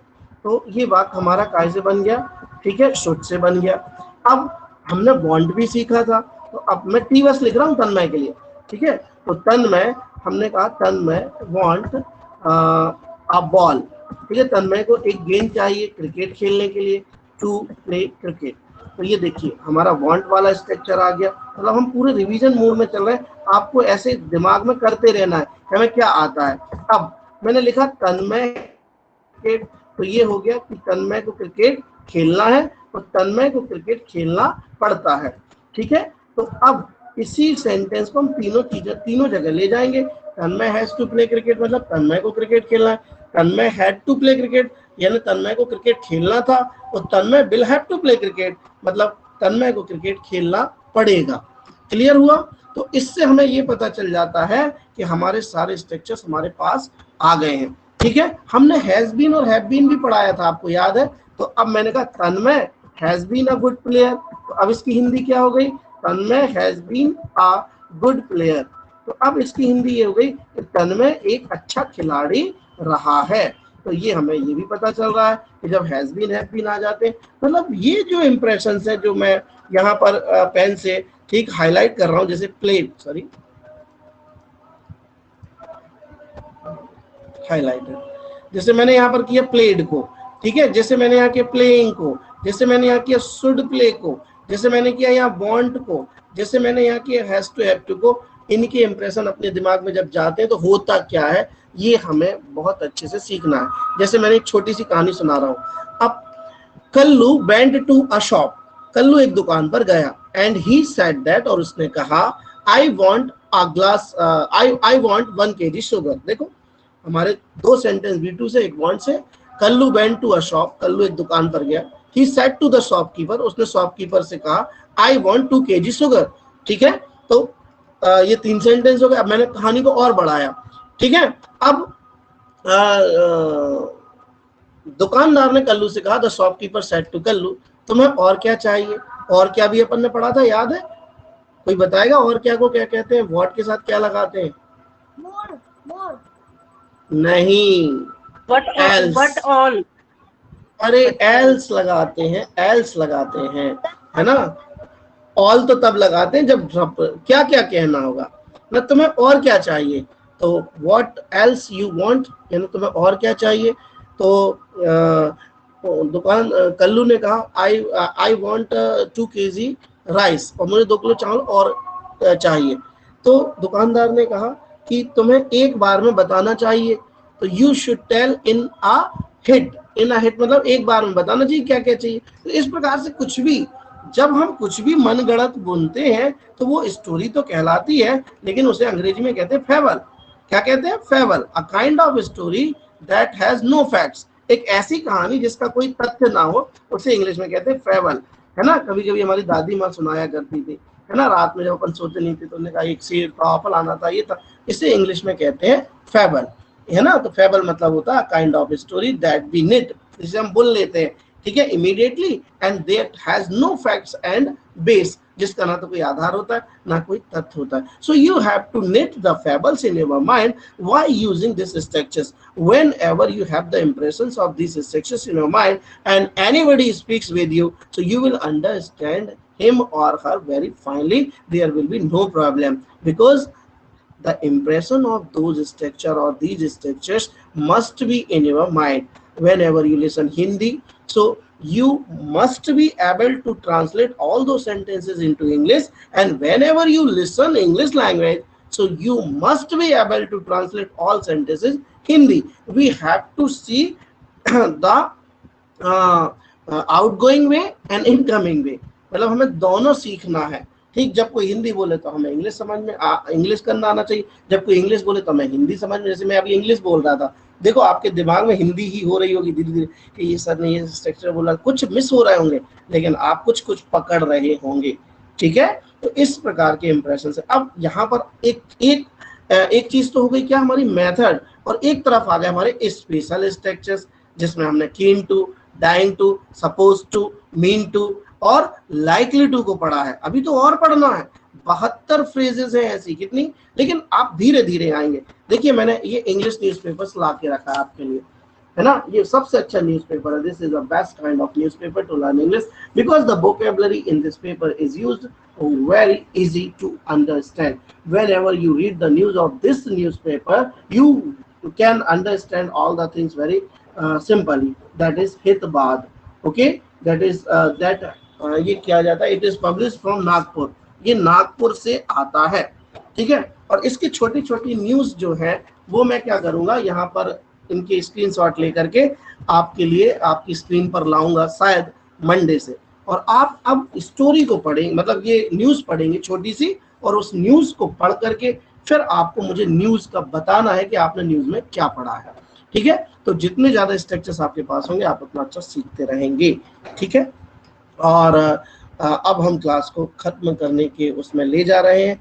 किसी का कोई प्रश्न हो? हाँ, एक चीज और, अगर मैंने हैज टू, हैव टू बताया, हैड टू बताया, उनके नेगेटिव बनाने के लिए आप हैज हैव के बाद नॉट रख लेना, लिखो मत, लिखना मत ये.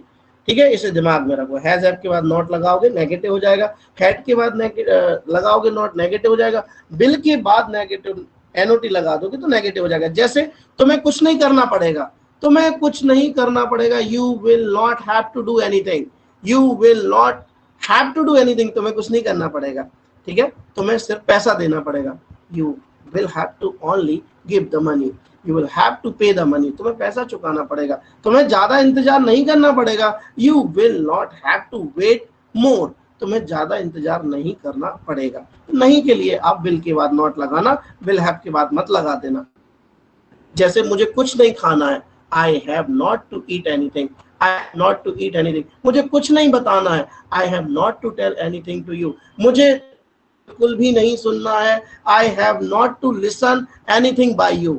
मुझे तुम्हारी कोई भी बात नहीं सुनना है. ठीक है, और मुझे इंग्लिश नहीं सीखना है. शायद ये बात आप लोग नहीं बनाएंगे. ठीक है, आपको तो सीखना है, तो you have not to learn English. तो इस प्रकार से हम नेगेटिव बना लेते हैं. जैसे मुझे 3 किलोमीटर पैदल चलना पड़ा. ओके, इसे कहते हैं प्रॉम्प्ट टेस्ट. 9 सीन को कैसे कहेंगे इसको, मुझे 3 किलोमीटर पैदल चलना पड़ा, जल्दी से.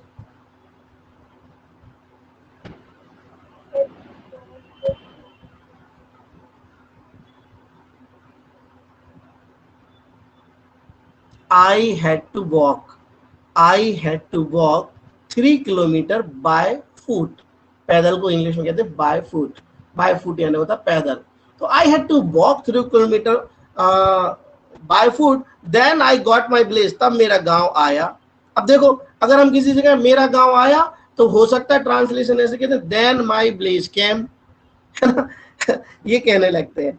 ठीक है, तो आना मतलब कम नहीं ऐसे लगाना है कि जब फिर मेरा गांव आया, 3 किलोमीटर मुझे पैदल चलना पड़ा, फिर मेरा गांव आया. I had to walk 3 kilometre by foot, then I got my village, मतलब फिर मुझे मेरा गांव मिला, मतलब मेरा गांव आया. आया के लिए कम नहीं, क्योंकि हम वर्ड का नहीं, हम भाव का ट्रांसलेशन करते हैं. ठीक है, जैसे मैंने कहा कि मुझे पुरस्कार मिला। अब मिला मतलब होता है फाइंड भी होता है और गेट भी होता है। तो जब कोई चीज आपको प्राप्त होती तो वो गेट है और पड़ी हुई मिले तो वो फाइंड है। जैसे मुझे पुरस्कार मिला तो आई गॉट द प्राइज, और मुझे 1 रुपए का सिक्का मिला रोड पर, तो वहां गेट नहीं, वहां फाइंड का सेकंड फॉर्म फाउंड लगाइए। I found a 1 rupees coin on the road, तो ये गेट और फाइंड का अंतर हो गया। जैसे मुझे मेरा पर्स अलमारी में मिला, अब देखिए प्राप्त थोड़ी हुआ है, वो आपको अचानक मिल गया, है ना। तो अचानक कोई चीज मिलती है तो फाइंड का सेकंड फॉर्म फाउंड लगाएंगे। आई फाउंड माय पर्स इन एलमीरा, एलमीरा मतलब अलमारी, ठीक है। तो इस प्रकार से जैसे मुझे इंग्लिश में 10 नंबर मिले तो ये फाइंड नहीं है, ये प्राप्त हुए। तो मिले, मिलना का ट्रांसलेशन बता रहा हूं मैं। I got 10 marks in English language, ठीक है। मुझे मेरी फाइल मिल गई तो आई फाउंड माई फाइल, मतलब मुझे मेरी फाइल मिल गई।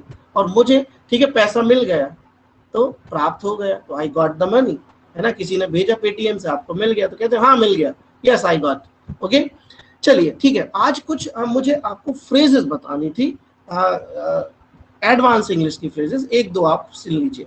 देखिए, जब आप कहते हैं स्टे ट्यून्ड, जब आप कभी सुनते हैं स्टे ट्यून्ड, तो स्टे का मतलब होता है ठहरना, है ना, और ट्यून का मतलब होता है किसी चीज को ट्यून करना, सही करना।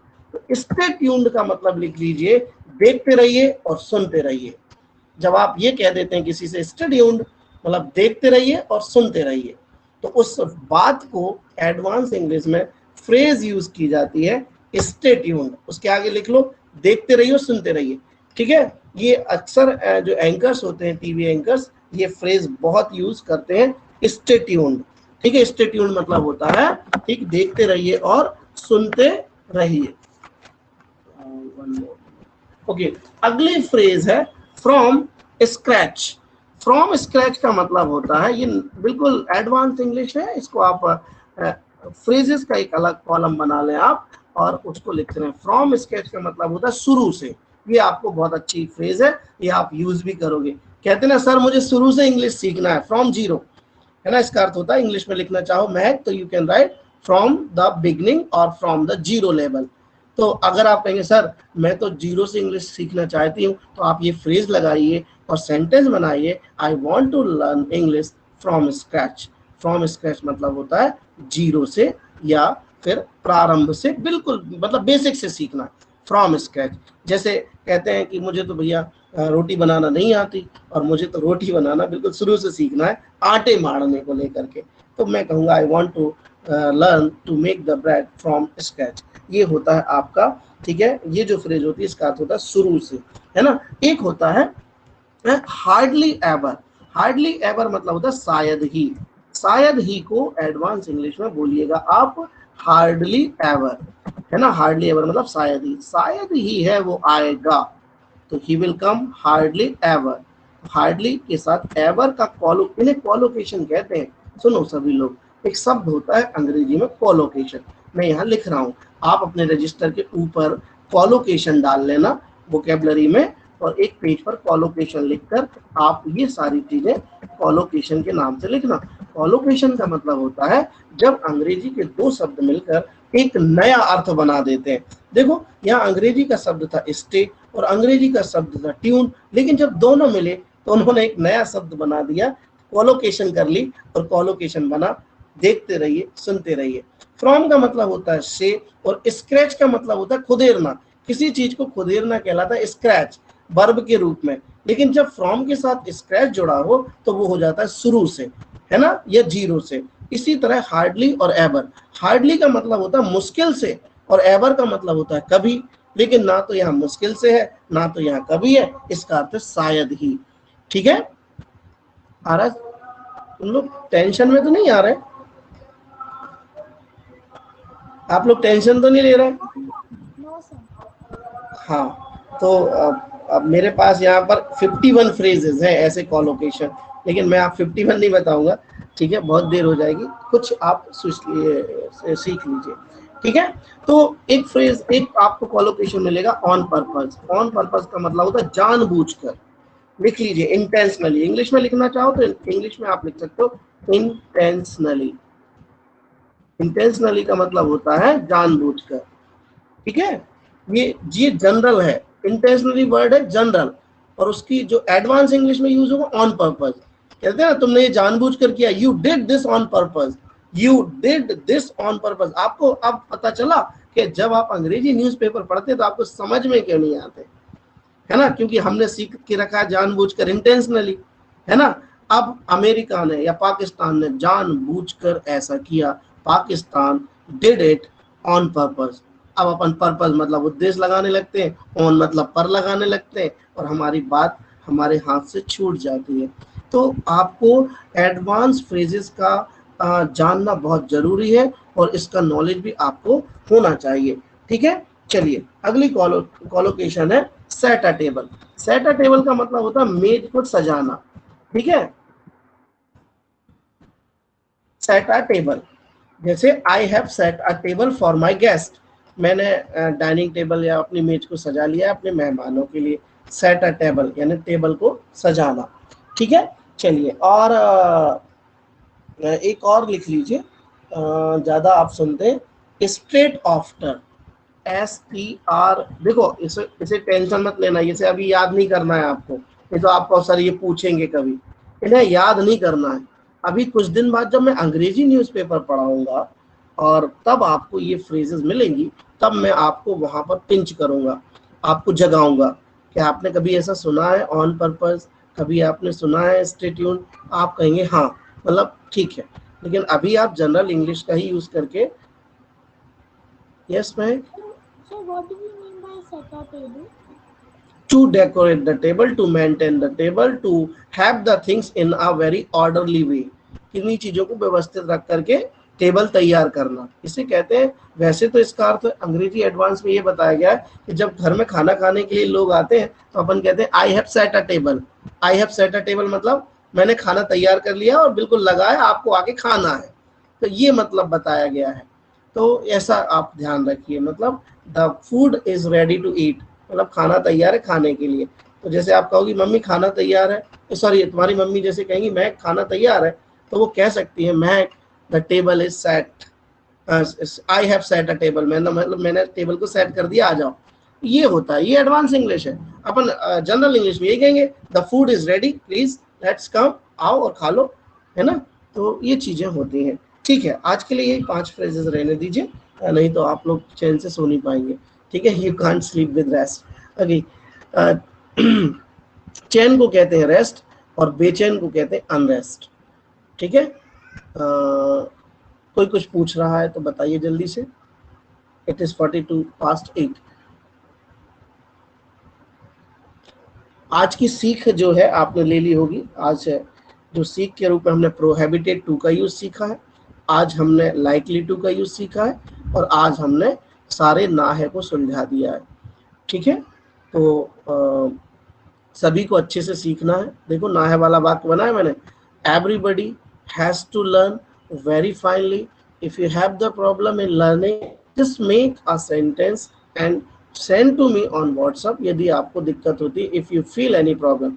अभी कुछ दिनों बाद मैं आपको इफ का यूज सिखाऊंगा, यानी आप एक बार में यदि के सारे वाक्य बोलना सीख जाओगे जो यदि से शुरू होते हैं, उनमें भी बड़ा कॉम्प्लिकेशन होता है। कई चीजें हैं अभी धीरे धीरे आपके पास आएंगी, और अगर बोर्ड चलता होता तो अभी आप बहुत आगे होते, क्योंकि ये सब चीजें मेंटेन करने में, इसमें पढ़ाने में समय ज़्यादा लगता है और मटेरियल आपके पास कम पहुंचता है। तो कोशिश करेंगे कि हम सोमवार से आपकी क्लास, ये देखिए मैंने अरेंजमेंट किया, दिखाता हूँ।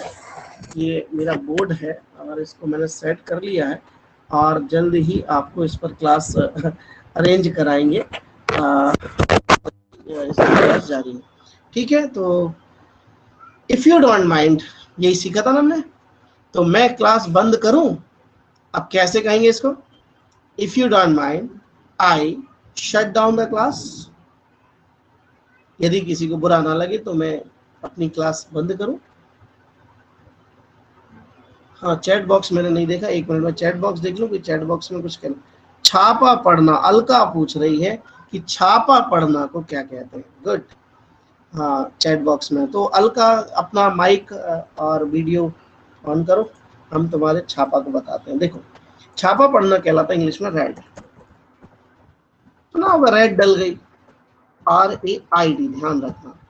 लेकिन RED रेड जो होता है वो कलर होता है, सॉरी, ठीक है, RED रेड जो होता है वो होता है कलर, लाल कलर, ठीक है। तो ये होता है रेड। और सॉरी, जवाई लेना को क्या कहते हैं इंग्लिश में? यौन सर, यौन, YAWN। अच्छा, और डकार लेना?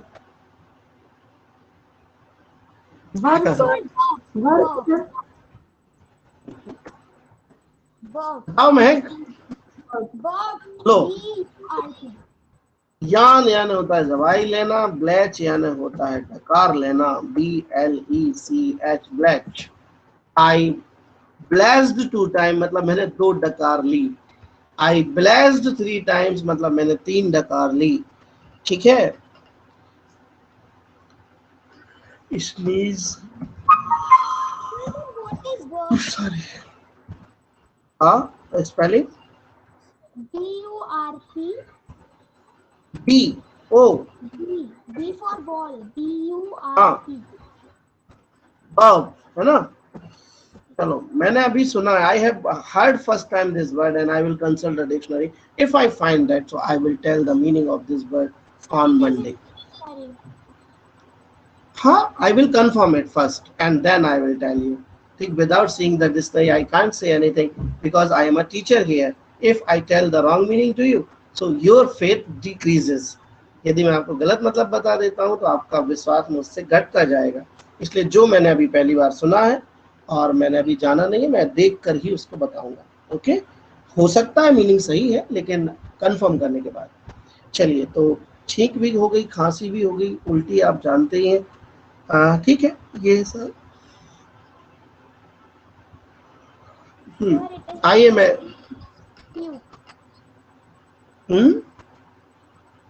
उल्टी को ट्यूब कहते हैं। हाँ बिल्कुल सही, वॉमिट भी कहते हैं, जनरल वर्ड वॉमिट होता है, बहुत सारी बातें होती हैं। तो चलिए, तो छापा पड़ना को अलगा तुम्हें पता चल गया, रेड कहते हैं। अब कोई सेंटेंस आपने बनाया है क्या? हाँ, एक चीज और बता रहा था, अगर छापा पड़ता है तो माल जब्त भी होता है, तो जब्त करने को इंग्लिश में कहते हैं सीज, SEIZE। सीज मतलब होता है जैसे कोई रेड पड़ी और उन्होंने कहा 20 लाख रुपए जब्त हुए, तो हम कहेंगे the CID seized 20 lakh rupees, ठीक, इन रेड, मतलब छापे में 20 लाख रुपए जब्त हुए।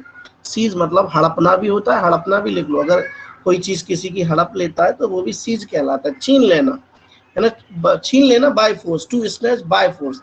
कोई रंगदारी से, कोई दबंगई से कोई चीज छुड़ा लेता है तो वो सीज कर लेता है। ऐसा स्कूलों में होता है, छोटे छोटे बच्चे होते कहते मैडम उनने हमारी सीज छुड़ा ली, है ना। तो ये छुड़ाना जो होता है वो यही होता है, स्नैच भी होता है, ठीक है। और okay, I am yawning because I got up early in the morning at 4 o'clock, ठीक है, then I didn't sleep, तो मैं सो नहीं पाया, okay, I couldn't sleep, so that's why I'm yawning। और कोई किसी का शब्द तो नहीं? Alka, you got the word? Alka Dubey is there? Okay, Alka को मिल गया सब, ठीक है, चैट बॉक्स में मिल गया। और किसी की कोई समस्या? तो इफ यू डोंट माइंड आई, हाँ नौशीन बताओ। What is the opposite word of individual? What is the word for? Individual. Individual मतलब होता है व्यक्ति, व्यक्तिगत। इंडिविजुअल मतलब होता है व्यक्तिगत या इंडिविजुअल का, मैंने कल, तुमने शायद क्लास अटेंड नहीं की थी, मैंने बताया था इंडिविजुअल को व्यक्ति भी कहते हैं, इंडिविजुअल। बेटा आपकी आवाज में इंटरप्शन है, you can write in chat box. Individual का मतलब होता है, जैसे मैं कहूँ कि आप अच्छे व्यक्ति हैं तो यू आर गुड इंडिविजुअल, मतलब आप अच्छे व्यक्ति हैं। और अगर मैं कहूँ इंडिविजुअल मतलब व्यक्तिगत रूप से, मतलब मैं खुद आपसे मिलना चाहता हूँ, तो यही कहूँगा कि I want to meet you individually. Individually मतलब खुद, मतलब और कोई नहीं आएगा मेरे साथ, व्यक्तिगत रूप से। अपोजिट वर्ड पूछ रहे हैं आप, तो अपोजिट वर्ड इंडिविजुअल का आप, ठीक है, जो है वो लगा देंगे, व्यक्तिगत रूप से सेपरेटली लगा सकते हैं, इंडिविजुअल का अपोजिट वर्ड पूछा है किसने, नौशीन ने। तो इंडिविजुअल मतलब होता है व्यक्तिगत रूप से, तो ये आप लिखें, इसको लिख सकते हैं आप कलेक्टिवली।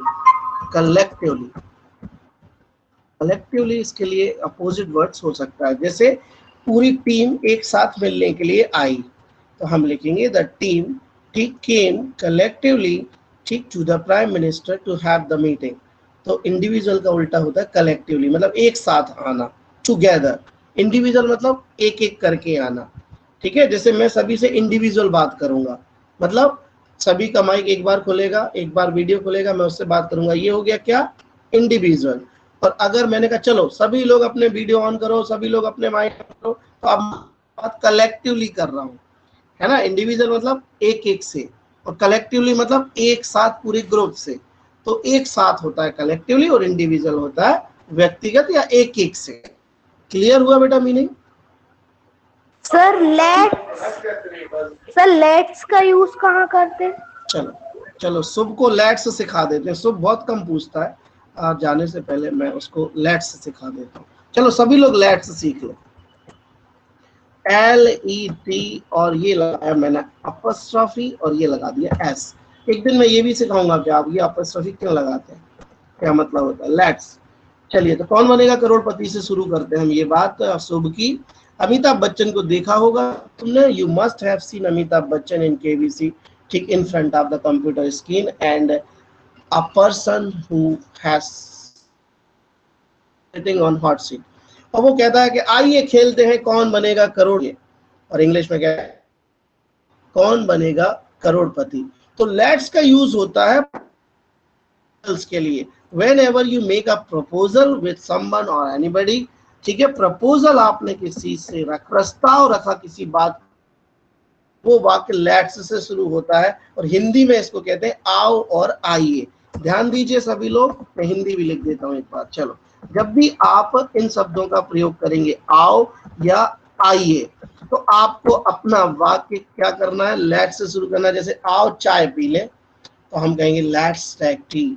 आओ देखें क्या हुआ, लेट्स कम, ठीक, व्हाट हैपेंड, ठीक है। आइए शुरू करते हैं हम अपनी क्लास। देखो आप टीवी में देखते हो, वो कहते हैं आइए लेते हैं एक छोटा सा break, let's take a short break and after the break we will come back, don't go anywhere. ये सेंटेंस सुना होगा आपने।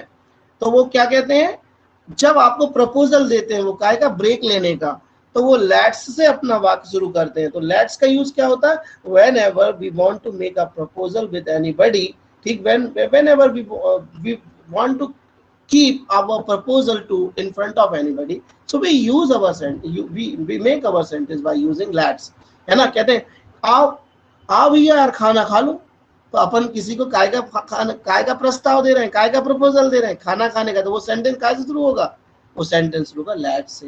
Let's take food, after then we will talk, फिर अपन बात करेंगे, आओ पहले खाना खा लो। तो लेट्स कम तो सुना होगा, लेट्स कम का मतलब होता है आओ चलें, है ना। समझ में आ रहा सभी को लेट्स?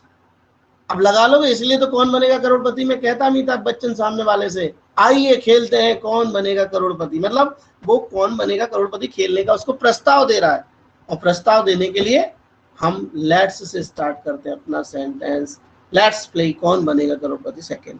ओके, तो it is time to say good night to everybody, and Rasmi is posting the message in inbox.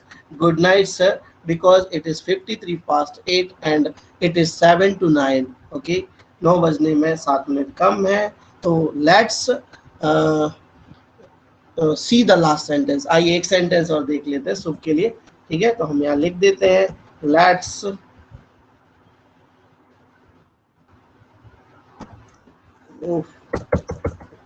Hindi लिख गया, लेट्स नो दैट, आइए जानते हैं, लेट्स नो दैट। किसी चीज को रटिएगा मत, कभी मत रटिए, आप लोग अंग्रेजी को कभी रटना मत, है ना। ये स्पोकन इंग्लिश की किताब सिखा देती है कि लेट्स का मतलब आओ चले, नहीं। अब आपको पता चल गया कि लेट्स कब लगाना है, जब आप प्रपोजल देंगे, है ना। चलो आओ सोएं, ठीक है ना। अपन कहते चलो भैया 10 बज गए, आओ सब लोग सोएं, तो let's come to sleep, let's go to bed, ये अपन कहेंगे, ठीक है। तो लेट्स का यूज सीखिए, रटिए मत। तो ठीक है शुभ, यू गॉट इट?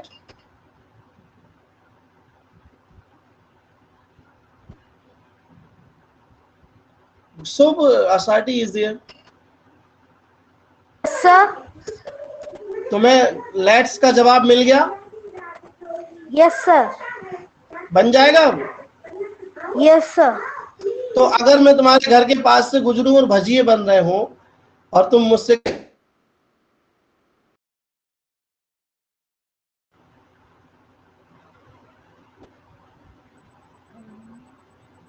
कहोगे लेट्स टेक फ्रिटर्स, फ्रिटर्स मतलब भजिए, पकौड़े, FRITTERS, फ्रिटर्स, फ्रिटर्स मतलब होते हैं भजिए।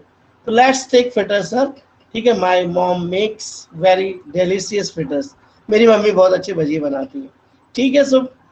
तो हाँ बताओ। Sir, like you told fritters, so what will we say jalebi? There is no word for jalebi in Oxford Dictionary because it is really it is a dish which is found in a specific region of India. It is not a international dish, है ना। कुछ लोग जलेबी को round round stop कह देते हैं, देखो ऐसे बनती ना, राउंड राउंड स्टॉप, है ना। तो उसको राउंड राउंड स्टॉप नहीं कहते। मैंने पूछा था एक से क्या कहते जलेबी, तो कह रहा था राउंड राउंड स्टॉप, यानी उसने बनने का तरीका बता दिया। तो ये क्या है, भाषा के साथ मजाक है। जलेबी के लिए, हाँ इंस्टाग्राम पर जलेबी के लिए वो कहते हैं कि सिरप फिनल्स, है ना, लेकिन वो वर्ड नहीं है ऑक्सफोर्ड में, वो अपने मन से बना दिया लोगों ने। बर्फी को, कलाकंद को, जलेबी को, समोसे को कोई भी वर्ड अभी तक ऑक्सफोर्ड डिक्शनरी ने नहीं दिया है। They are spoken as it is, ऐसे ही कहा जाता है कि I want to eat samosa, I want to eat jalebi, I want to eat barfi. एक बात और अच्छी बात आई मुझे ध्यान, मैं अब्दुल कलाम साहब की बायोग्राफी पढ़ रहा था, तो उसमें लिखा था कि अब्दुल कलाम साहब ने कहा कि मैं कच्चे घर में रहता था। सुन लीजिए, कच्चे को इंग्लिश में कच्चा ही लिखा है कायम है डिक्शनरी में। जैसे आपको कहना मेरा घर कच्चा है, तो ये नहीं कहोगे कि आई हैव रफ हाउस। आ रही बात समझ में? जैसे मेरे सामने एक गरीब परिवार रहता, उनका घर कच्चा है, तो वो कच्चा KUCCH ही लिखा है ऑक्सफोर्ड ने। मतलब कच्चा शब्द कहाँ गया? इंग्लिश डिक्शनरी में। It is derived from Hindi. तो अब्दुल कलाम साहब अपने बायोग्राफी में लिखते हैं कि इन माय चाइल्डहुड, मेरे बचपन में, आई हैव अ कच्चा हाउस। तो कच्चा हाउस मतलब वही कच्चा मकान था मेरा। तो ये वर्ड ऑक्सफोर्ड डिक्शनरी ने लिया है कच्चा। रफ हाउस मत कहना कभी, नहीं तो आप कहो कि इस वाक्य का ट्रांसलेट करो मेरा घर कच्चा है, तो आप कह दो my house is rough, rough नहीं, ओके, वो कच्चा ही होगा। इसीलिए ध्यान दीजिए, उन्होंने ये भी लिखा कि I like barfi and jalebi, ठीक, at the seashore of Rameswaram. Rameswaram के समुद्र तट पर जो जलेबी मिलती थी, जो कलाकंद मिलता था, जो बर्फी मिलती थी, आई लाइक द मोस्ट, मैं बहुत पसंद करता था। But I haven't money at that time, I was poor, मैं गरीब था। आप पढ़िए बायोग्राफी, बहुत अच्छी बायोग्राफी है अब्दुल कलाम साहब की, ठीक है, अच्छी किताब। Wings of Fire is one of the book of that has been written by Abdul Kalam. ठीक है, you have to read the biography of Mr. Abdul Kalam. That's named Wings of the Fire. Yes, it is the book. Very nice book, interesting book. You get a lot of inspiration by this book, and you must follow these type of books in your life, so that you may make your life very best. Okay, so now it is going to be 9 o'clock. है ना, it is 2:09, अब 2 ही minute बचे हैं 9 बजने में, ठीक है। शायद आप लोग जाना नहीं चाहते और मैं पढ़ाना छोड़ना नहीं चाहता, ठीक है, ठीक है। तो अब मैं फाइनली ही सबको विदा कर रहा हूँ, ठीक है। और मंडे को हम फिर एक नए फ्लेवर में वापस लौटेंगे, नई मेथड के साथ, लेकिन पुराना भूलिएगा मत, एक संडे सारा कुछ भुला देता है, ठीक है, तो उसको बचा के रखिए, पढ़ते रहिए, स्टे ट्यून्ड, है ना। मैंने अभी बताया था हाँ कल ऑफ रहेगी। कल मुझे अपने बच्चों को, ये देखिए मेरी बेटी बैठी है, देखिए चलो ठीक है, ये यही कहने आई है कि कल की छुट्टी कर दो, है ना। She is speaking to me, just make an announcement in the class, the class will be shut off tomorrow. वो याद दिलाने के लिए मुझे आई है, ठीक है। तो ये मम्मी के भेजे हुए दूत हैं जो समय समय पर मुझे जगाने के लिए यहाँ पर आ जाते हैं, ठीक है। चलिए, okay, let's have a nice sleep and nice dream to you and enjoy your Sunday and rejoice your Sunday। rejoice एक वर्ब होती है, rejoice याद रखिए, REJOICE। rejoice मतलब होता है आनंद उठाना। enjoy का पर्यायवाची वर्ब, enjoy तो आप जानते हैं, rejoice भी लिख लीजिए, REJOICE,